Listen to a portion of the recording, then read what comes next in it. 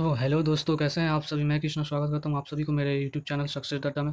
तो दोस्तों, जैसा कि हम लोगों को बहुत दिन से इंतजार था कि इंडियन कोस्ट गार्ड का वैकेंसी कब आने वाली है, जो कि एक अग्निवीर नहीं परमानेंट वैकेंसी है। और दो इनटेक का लगातार वैकेंसी दे रहे हैं। तो फाइनली इंतजार की घड़ी खत्म हुई और ये वैकेंसी इंडियन कोस्ट गार्ड को हमारे सामने जुलाई के फर्स्ट वीक या जून के लास्ट वीक तक 2-4 दिन के अंदर देखने को मिल सकती है।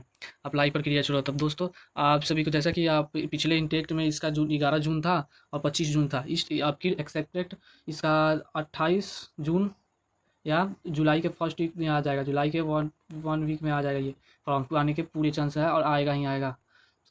जय- तो दोस्तों, आप सभी को मैं बता दूं इसकी एजुकेशन क्वालिफिकेशन एंड सारी प्रक्रिया सिलेक्शन प्रोसेस। तो जुड़े रहे हमारे साथ, अंतिम तक बने रहें। मैं बताऊंगा, मैंने इस एग्ज़ाम को एक बार क्वालिफाई भी किया है, तो मैंने पूरी आपकी स्ट्रेटजी बताऊंगा कैसे क्या होता है, कैसे क्या होता है इस एग्ज़ाम में। सबसे पहले नाविक जीटी एक जनरल ड्यूटी होती है, जिसमें दो पेपर होते हैं, पेपर वन पेपर टू। नाविक डीबी में सिर्फ डोमेस्टिक ब्रांच में एक पेपर होता है। यांत्रिक जो होता है वो इंजीनियरिंग वालों के लिए होता है, जो इंजीनियर के होता है। तो सबसे पहले 12th पास होने से मैथ और फिजिक्स से मैथ और फिजिक्स से जिसका 12th पास आउट किया है, एक्स्ट्रा सब्जेक्ट वाले नहीं, जो मेन सब्जेक्ट में है, जिसके मैथ और फिजिक्स मेन में है, उनका होगा any recognised of board of counselling in India, किसी भी बोर्ड से पास किए होंगे। और डोमेस्टिक ब्रांच के लिए डीबी के लिए 10th पास होता है। अब मैं आप बने रहिए, मैं जीडी में क्या होता है और डीबी में क्या होता है, यांत्रिक में क्या होता है, सभी के बारे में आके आपको बताऊंगा। तो सबसे पहले ये जो इंजीनियरिंग वाले के लिए है, मैकेनिक जो जो भी इंजीनियरिंग ब्रांच से भरेंगे, वो किस ब्रांच में इंजीनियरिंग की है उसके लिए ये है। ये इसको हम लोग स्किप करते हैं और आगे बढ़ते हैं। सबसे पहले और महत्वपूर्ण बात, इसके डेट ऑफ बर्थ हम लोग जान लेते हैं। डेट ऑफ बर्थ आपकी क्या रहने वाली है।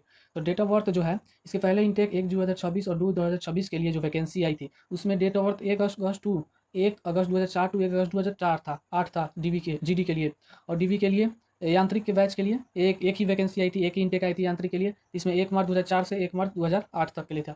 और नाविक डीबी के लिए डोमेस्टिक ब्रांच के लिए इसमें 1 अगस्त 2004 से 1 अगस्त 2008 था, इसके पिछले वाले में। तो अब की वाले में जो वैकेंसी रहने वाली है, तो मैं आपको बता दूं, अब की बार में ये हो जाएगा यहाँ पे 2005, 1 अगस्त 2005, एक एक साल बढ़ेंगे। और यहाँ पे एक इधर एक 7 हो जाएंगे, 9 हो जाएंगे, इधर 9, सॉरी दोस्तों, इधर 9 हो जाएंगे। यांत्रिक के लिए भी इधर एक कम, इधर एक बढ़ेंगे, 5 होंगे।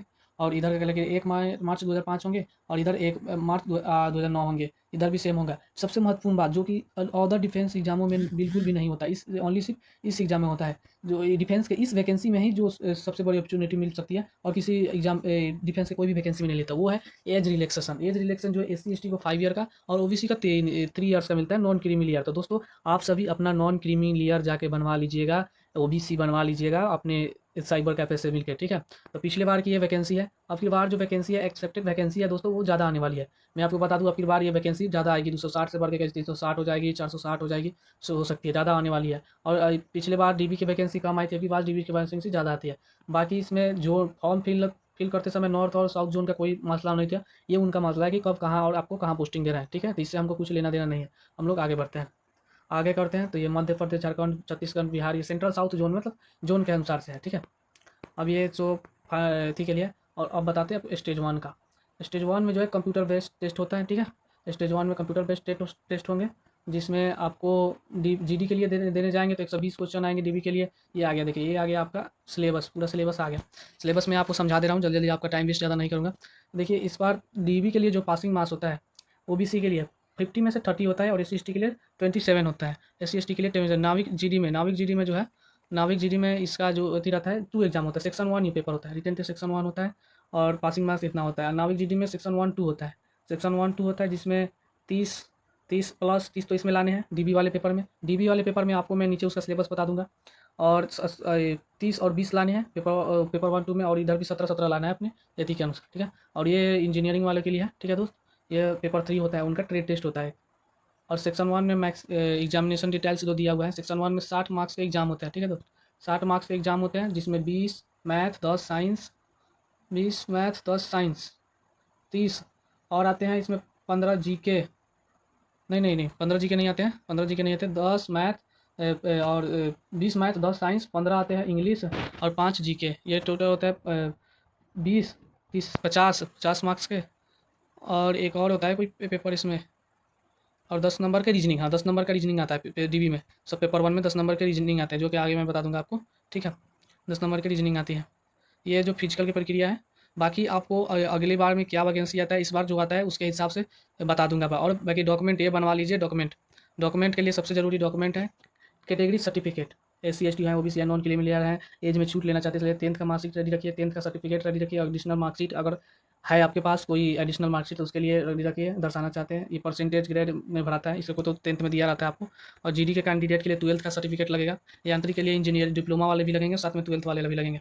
ठीक है दोस्तों, तो आप इसमें एग्जामिनेशन फ़ी जो है वो 300 रुपये लगते हैं। ठीक है, एग्जामिनेशन फ़ी 300 रुपये लगते हैं, 300 रुपये भराते हैं इसमें सभी के लिए। तो दोस्त इसका जो भी है वैकेंसी आने वाला है उसके बारे में पूरी डिटेल जानने के लिए आप हमारे साथ जुड़े रहिए और बने रहिए, और चैनल को सब्सक्राइब और लाइक करना ना भूलें दोस्त अभी। ठीक है दोस्त, जो इसका ये सैलरी वगैरह है, सैलरी वगैरह का जो बता दूँ आपको, सैलरी इसमें ज़्यादा मिलती है।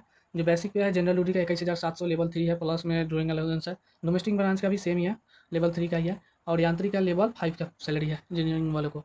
तो आपको इसमें और अलाउंस मिलते हैं, अलाउंस लगेगा 35,000 से स्टार्टिंग हो जाएगा आपका सैलरी। ठीक है दोस्त, ठीक है दोस्त, तो मिलते हैं नेक्स्ट वीडियो के साथ। तब तक के लिए जय हिंद। तब तक के लिए आप तैयारी बरकरार रखिए। आपको अगले वीडियो में अगर आपको सिलेबस चाहिए तो बात में कमेंट करना, मैं आपको सिलेबस इसका बता देंगे। थैंक यू दोस्तों।